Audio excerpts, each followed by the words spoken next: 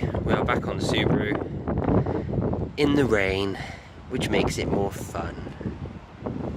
No. I hate when that happens.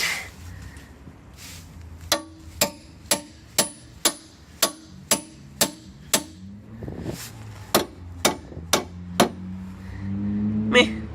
Now it's flat. This is what happens when a shock rusts out and lands on your tyre. Could have been much worse, so I'm happy with that. Just whipped off the nuts with the impact gun and a spanner. Just make sure, see all this corrosion here, just make sure it's actually turning before you try to punch it out. Otherwise it's just a lot of hard work for nothing, basically.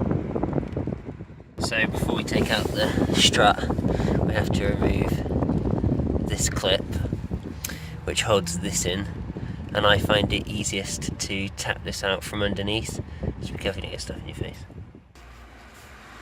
So there are 3 bolts holding this on from the top, one hidden just behind that little debris just down there. So you just got to whip those off, and then it should, in theory, just pop off.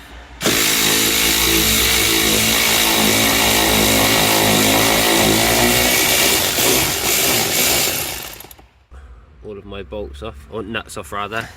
There's this little protective cover that goes over the top, put that to one side.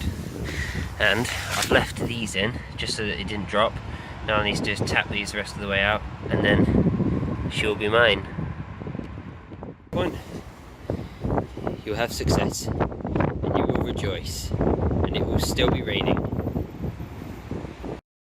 And then once the spring and the old strut move independently, I whip the top nut off just to get things loose, and then start dismantling. These will probably need compressing a bit more to fit onto the new strut though.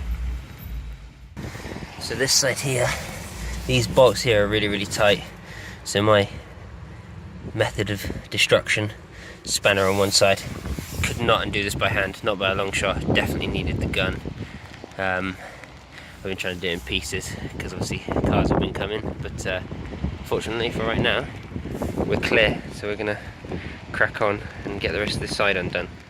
So this is my weapon of choice to take the strut apart. 17mm swan neck on the nut, and then this Allen bit in my big bar, and this thing comes apart usually pretty easily.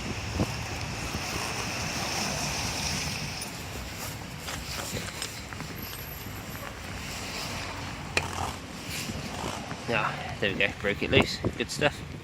Comes with the strut, here's 19mm, and the stupid thing about that is you cannot fit a swan neck in here and tighten it up, so your only choice is to tighten it down with an impact. You'll never do it by hand because it's got this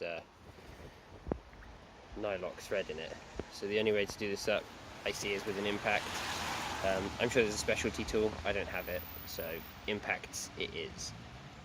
So I'm basically finding it impossible to line up this top bolt by hand, so in order to bring the wheel into where it would usually be when it's sat on the ground, I've just used the jack to lift it. Sometimes it's just easier to use the jack than it is to try and struggle with this for ages. You just save your body basically. So there we go, both sides done. It was really hard work in the wet, and all my tools have got soaked, so I'm gonna have to go and dry those out. But success, it is complete, and that side now is no longer rubbing on the wheel, which is fantastic. Just got back from the test drive. Always verify that everything is okay, working as it should. It is dark and it rained all day. We don't always win, especially when we're working outside on the ground, but we got it done, and now it's working beautifully again. Much nicer not to have a strut riding on top of one of your tyres.